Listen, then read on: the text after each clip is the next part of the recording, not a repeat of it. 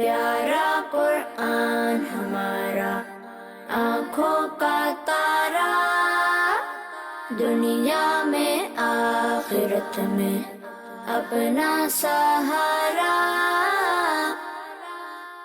الحمدللہ رب العالمین والصلاة والسلام علی سید الانبیاء والمرسلین، اما بعد فاعوذ باللہ من الشیطان الرجیم، بسم اللہ الرحمن الرحیم۔ اور یہ الصلاة والسلام علیکہ یا رسول اللہ، الصلاۃ والسلام علیکہ یا رسول اللہ، وعلی آلک و اصحابک یا حبیب اللہ، الصلاة والسلام علیکہ یا نبی اللہ، الصلاۃ والسلام علیکہ یا نبی اللہ، وعلی آلک و اصحابک یا نور اللہ۔ وعلی آلک و اصحابک یا نور اللہ۔ ایک بار پھر ہم اپنے پروگرام بچے اور قرآن میں ایک نئے موضوع کے ساتھ حاضر ہیں، اور آج کا جو ہمارا موضوع ہے وہ ہے آسمانی کتابیں۔ پیارے بچوں اور مدنی چینل کے ناظرین، آج راشد بھائی سے جاننے کی کوشش کریں گے آسمانی کتابوں کے حوالے سے، تو آئیے چلتے ہیں راشد بھائی کی جانب۔ السلام علیکم ورحمۃ اللہ وبرکاتہ۔ وعلیکم السلام ورحمۃ اللہ وبرکاتہ۔ پیارے بچوں اور مدنی چینل کے ناظرین، آئیے درود پاک کی ایک بڑی پیاری فضیلت سنتے ہیں۔ چنانچہ ہمارے پیارے آقا صلی اللہ تعالی علیہ وآلہ وسلم نے ارشاد فرمایا، اے لوگو، قیامت کے دن اس کی دہشتوں اور حساب و کتاب سے جلد نجات پانے والا وہ شخص ہوگا جو تم میں سے دنیا کے اندر مجھ پر بکثرت درود پاک پڑھے گا۔ سبحان اللہ، صلو علی الحبیب صلی اللہ تعالی علی محمد۔ صلی اللہ تعالی علیہ وآلہ وسلم۔ تو پیارے بچوں اور مدنی چینل کے ناظرین، آئیے بڑھتے ہیں اپنے پہلے سیگمنٹ کی جانب، جس میں سنتے ہیں ہم تلاوت قرآن پاک قاری صاحب سے۔ اعوذ باللہ من الشیطان الرجیم، بسم اللہ الرحمن الرحیم۔ القاریعہ، ما القاریعہ،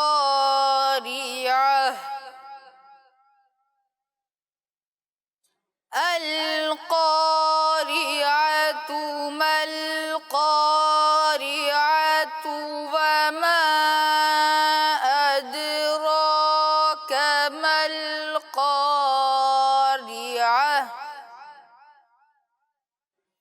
یوم یکون الناس کالفراش المبثوث، وتكون الجبال كالعهن المنفوش،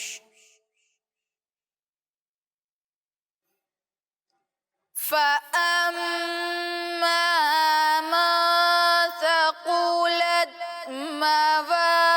موازينه فهو في عيشة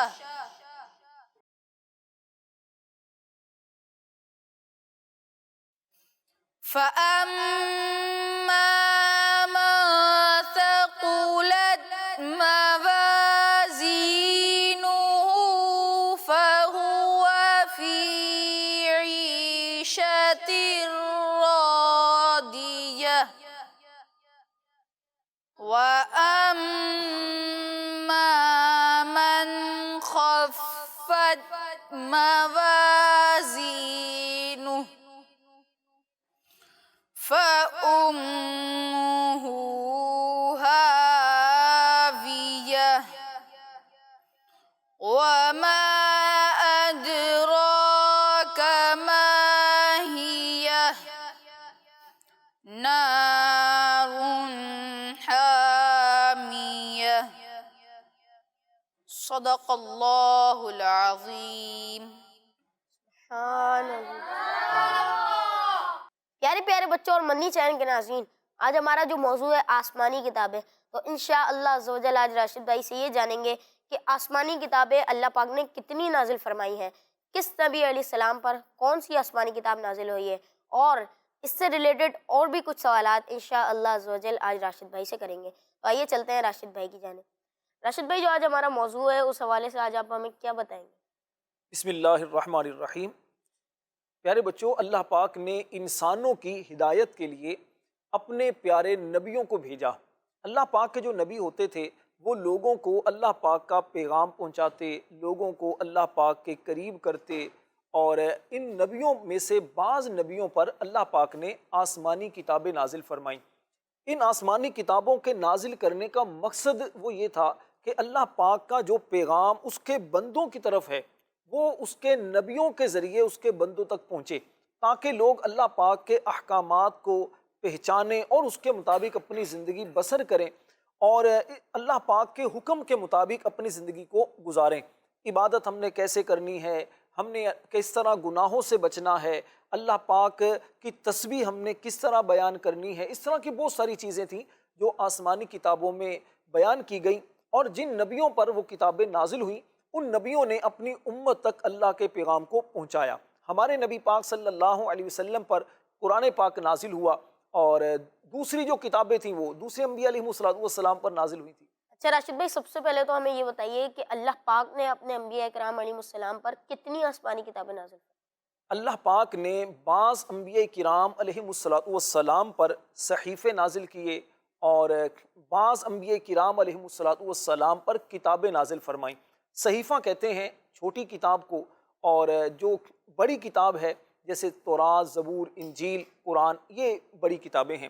اللہ پاک نے اپنے نبیوں پر جو صحیفے اور کتابیں نازل فرمائیں ان کی تعداد 104 علماء نے بیان کی ہے۔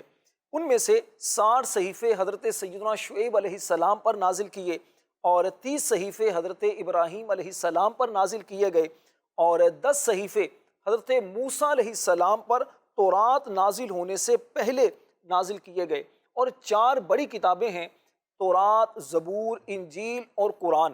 تورات حضرت موسیٰ علیہ السلام پر نازل ہوئی، اور زبور حضرت داود علیہ السلام پر نازل ہوئی، اور انجیل حضرت سیدنا عیسیٰ علیہ السلام پر نازل ہوئی، اور قرآن پاک ہمارے پیارے آقا صلی اللہ علیہ وسلم پر نازل ہوا۔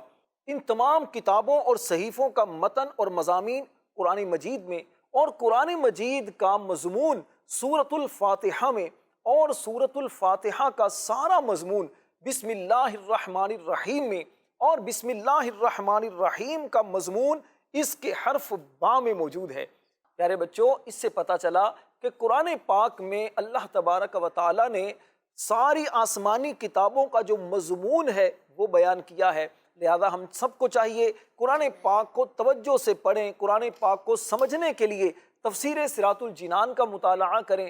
انشاءاللہ اس کی برکت سے قرآن پاک سمجھ میں آئے گا اور ہمارے علم میں بھی اضافہ ہوگا۔ قرآن پاک پڑھنے کی برکتیں بھی ملیں گی کہ جب قرآن پڑھا جاتا ہے اللہ کی رحمت نازل ہوتی ہے، اور جب قرآن سمجھا جاتا ہے اللہ کی معرفت، اللہ کی پہچان نصیب ہوتی ہے، عبادت کرنے میں بھی مزہ آتا ہے، اور قرآن کی برکت سے ہماری روزی میں بھی برکت ہوتی ہے، اور قرآن پاک کی تلاوت کی برکت سے انشاءاللہ الکریم زندگی کی بہت سی مشکلات ہمارے لیے آسان ہو جائیں گی انشاءاللہ عز و جل۔ اچھا راشد بھائی، آپ نے بتایا کہ جو تمام آسمانی کتابیں اور صحیفے تھے ان سب کا مضمون جو ہے وہ قرآن پاک میں موجود ہے، لیکن پچھلی کتابوں جو گزشتہ آسمانی کتابیں ان میں لکھا ہوا کیا تھا؟ بہت اچھا سوال ہے۔ پہلی جو آسمانی کتابیں جو نازل ہوئی تھیں، کچھ صحیفے تھے، کچھ بڑی کتابیں تھیں جو نازل ہوئی تھی، ان کتابوں میں اللہ تبارک و تعالیٰ کی توحید کے بارے میں، اس میں جنت و دوزخ کے بارے میں، اللہ پاک کے احکامات کے بارے میں، اور اس طرح بہت ساری نصیحتیں بیان کی گئی تھیں۔ حضرت سیدنا ابو ذر غفاری رضی اللہ تعالی عنہ نے یہی سوال نبی پاک صلی اللہ علیہ وسلم سے کیا، یا رسول اللہ صلی اللہ علیہ وسلم، موسیٰ علیہ السلام کے صحیفوں میں کیا تھا؟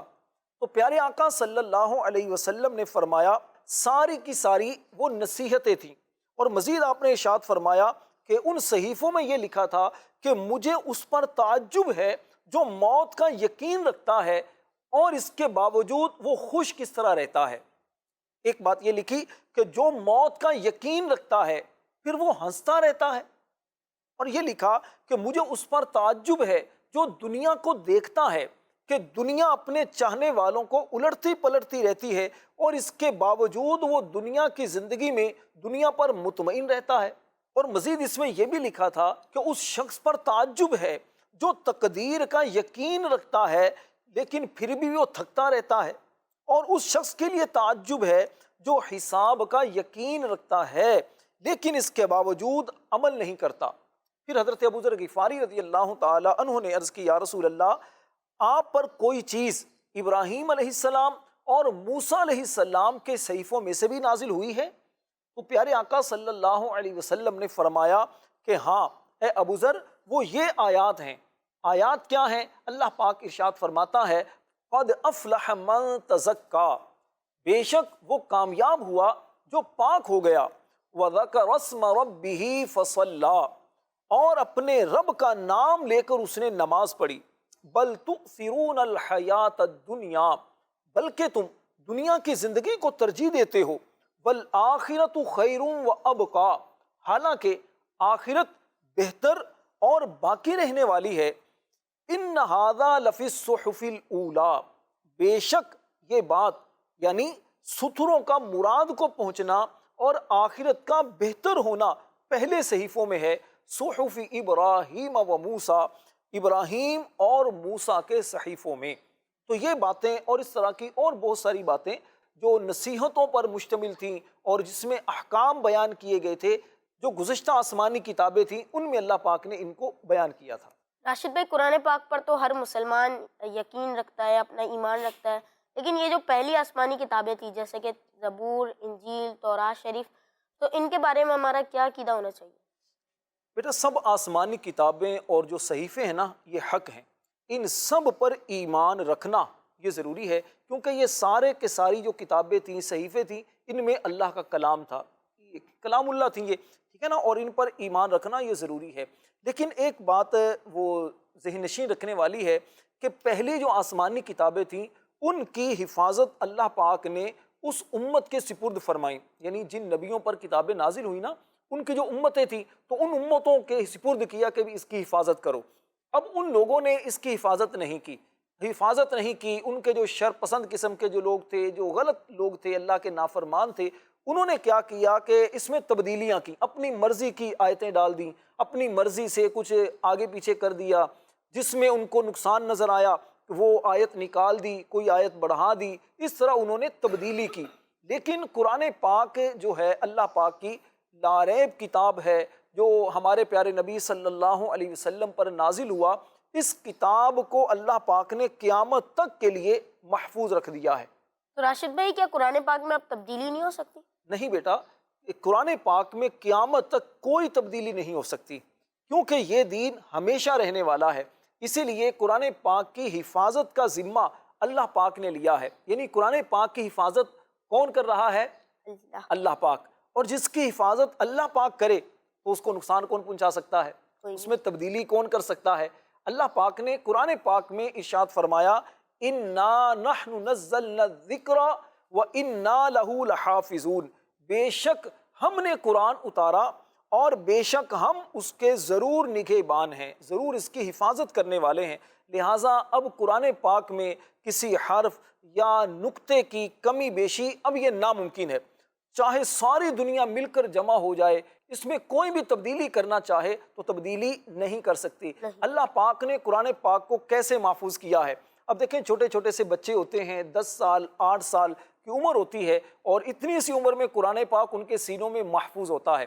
دنیا میں ہزاروں لاکھوں بچے ہیں، بڑے ہیں، بزرگ ہو چکے ہیں جن کے سینوں میں قرآن محفوظ ہے، حالانکہ قرآن پاک جب نازل ہوا اس کو سینکڑوں سال گزر چکے ہیں، لیکن آج بھی قرآن پاک مسلمانوں کے سینوں میں محفوظ ہے، چھوٹے چھوٹے بچے قرآن پاک کے حافظ ہوتے ہیں۔ راشد بھائی، یہ جو تلاوت کرتے ہیں ہمارے قاری صاحب ہر دفعہ آتے ہیں، یہ بھی تو حافظ ہیں؟ اچھا، ماشاءاللہ، یہ ہلال بھائی یہ بھی حافظ قرآن ہے، اور مدرسۃ المدینہ میں قرآن پاک حفظ و ناظرہ جیسے پڑھایا جاتا ہے، آن لائن بھی ہزاروں بچے ہیں جو قرآن پاک حفظ و ناظرہ پڑھ رہے ہیں، اور دنیا بھر میں عاشقان رسول جو بچے ہیں، جو بچیاں ہیں، قرآن پاک حفظ کر رہے ہیں، پڑھ رہے ہیں۔ تو اس سے اندازہ لگائیے کہ قرآن پاک کو اللہ پاک نے کیسے سینوں میں محفوظ کیا ہے۔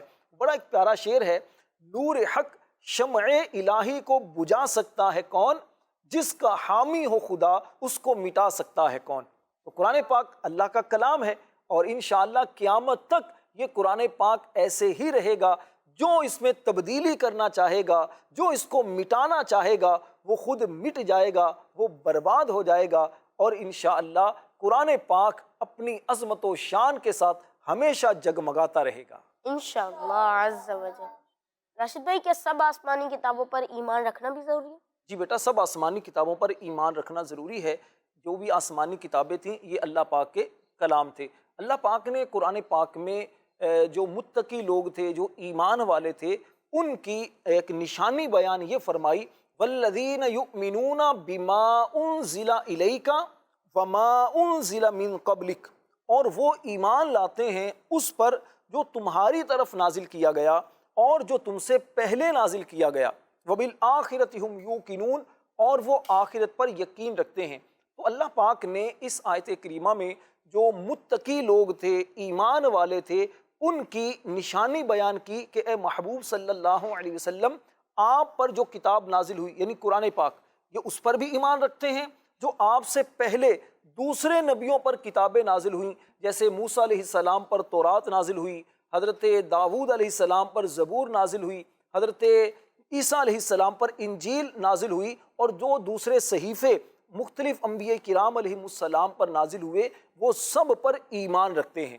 لیکن بیٹا ایک بات کا ضرور خیال کریں کہ پہلی آسمانی کتابوں پر ایمان رکھنا تو ضروری ہے، لیکن ان آسمانی کتابوں میں جو احکام بیان کیے گئے تھے، ان احکامات پر اب عمل نہیں کیا جائے گا۔ یعنی اگر ان کے احکام، ان میں جو حکم تھا، اگر وہ قرآن پاک کے اندر بھی ہے تو ہم عمل کریں گے، اور اگر جو حکم پہلے تھا لیکن قرآن پاک میں اس حکم کو اب تبدیل کر دیا گیا تو اب ہم اس حکم پر عمل نہیں کریں گے۔ جیسے فور ایگزامپل، پہلے کئی شریعتوں میں بیت المقدس کی طرف منہ کر کے نماز پڑھنا یہ ضروری تھا، ٹھیک ہے نا، لیکن اب بیت المقدس کو قبلہ ماننا یہ تو ضروری ہے، لیکن اب بیت المقدس کی طرف منہ کر کے نماز نہیں پڑھی جائے گی۔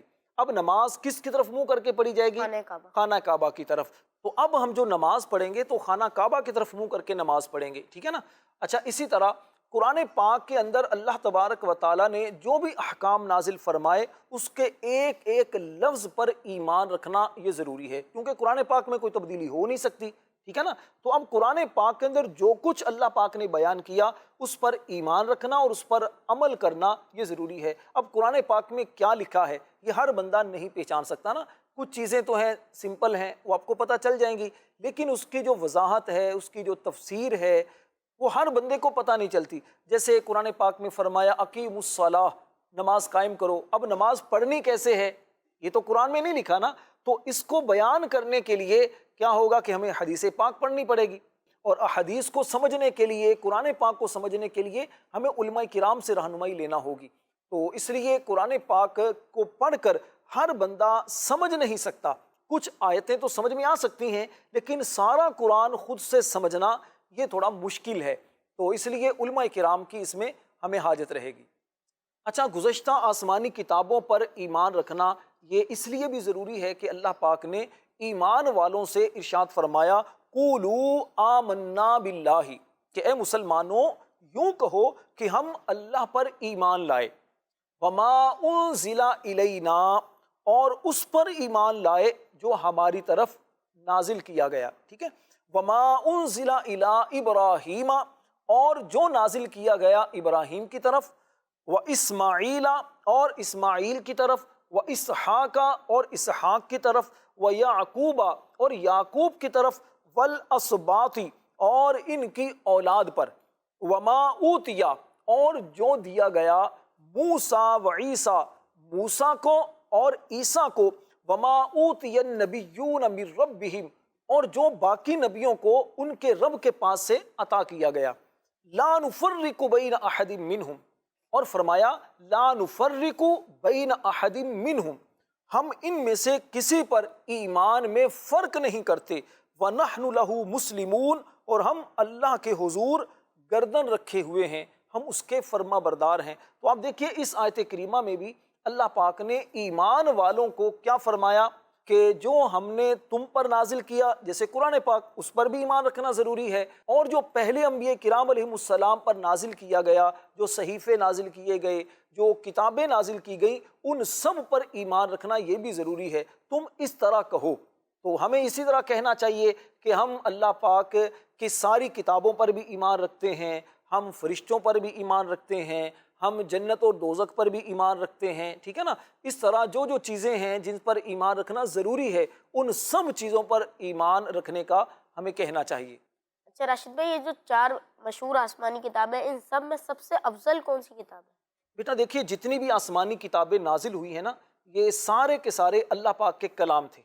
اس میں ایسا نہیں ہے کہ کوئی کلام زیادہ افضل ہے، کوئی کلام کم افضل ہے، ایسا نہیں ہے، سارے کے سارے کلام فضیلت والے ہیں۔ اب یہ جو بات کہی جاتی ہے کہ قرآن پاک میں زیادہ فضیلت ہے، تو اس کا مطلب یہ ہے کہ قرآن پاک پڑھنے میں ثواب زیادہ ہے۔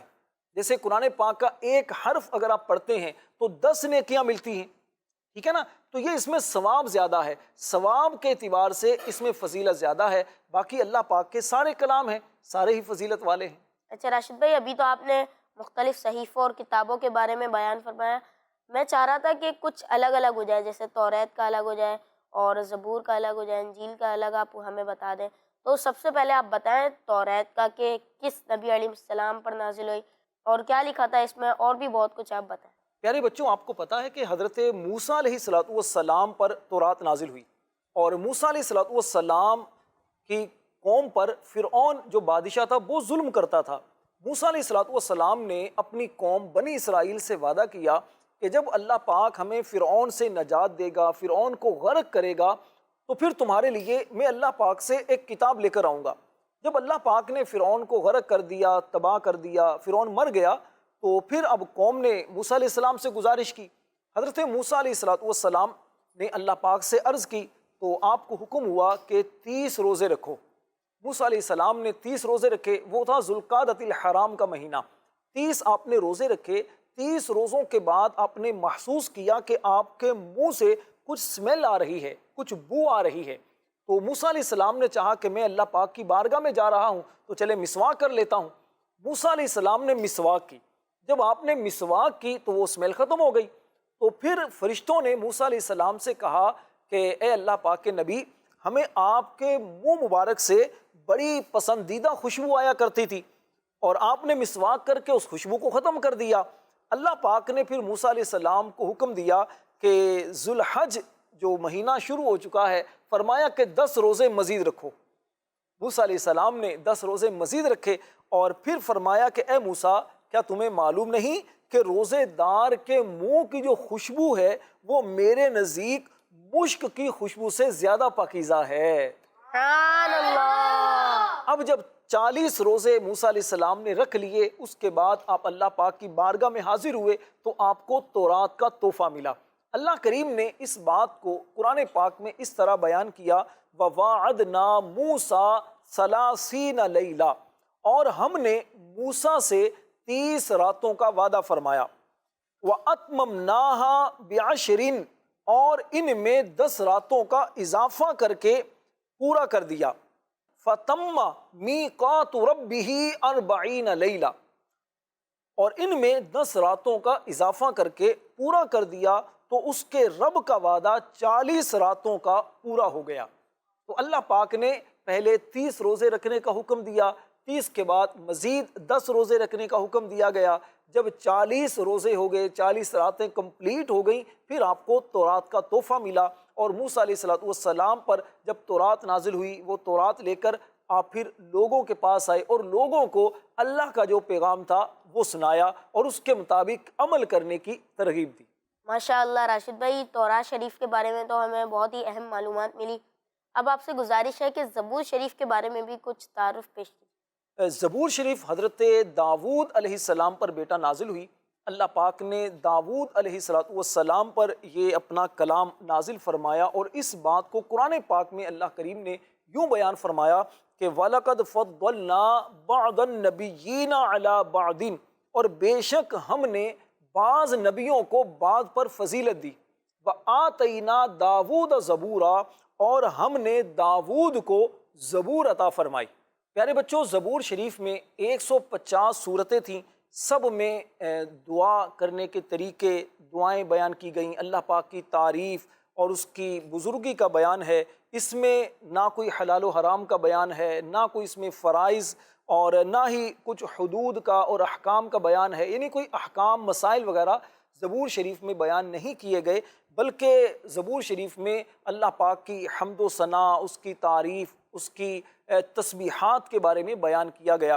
حضرت داؤد علیہ السلام کو جو زبور شریف عطا کی گئی، اور داؤد علیہ السلام جب زبور شریف کی تلاوت کرتے تو جو پرندے ہوتے، جو جانور ہوتے، جو انسان ہوتے، بڑی توجہ سے سنتے اور ان پر ایک کیفیت طاری ہو جایا کرتی تھی۔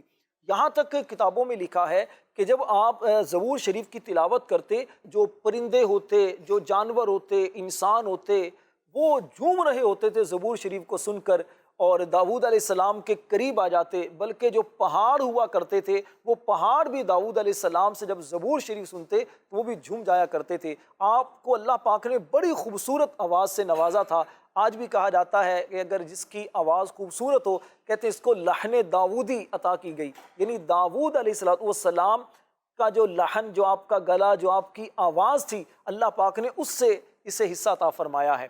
اور ہمارے پیارے آقا صلی اللہ علیہ وسلم بھی جب قرآن پاک کی تلاوت کرتے، کیا پھر وہ ایک منظر ہوا کرتا ہوگا کہ جب پیارے آقا صلی اللہ علیہ وسلم قرآن پاک کی تلاوت کرتے ہوں گے۔ اچھا راشد بھائی، انجیل کے بارے میں ہمیں یہ تو پتہ ہے کہ یہ حضرت سیدنا عیسیٰ علیہ السلام پر نازل ہوئی، لیکن آخر میں اگر اس کے بارے میں کچھ اور بھی بتا دیں آپ۔ بیٹا، انجیل حضرت سیدنا عیسیٰ علیہ السلام پر نازل ہوئی، اور انجیل نبی پاک صلی اللہ علیہ وسلم پر جو قرآن پاک نازل ہوا نا، اس سے پہلے انجیل نازل ہوئی، اور نبی پاک صلی اللہ علیہ وسلم سے پہلے نبی بھی حضرت عیسیٰ علیہ السلام تھے۔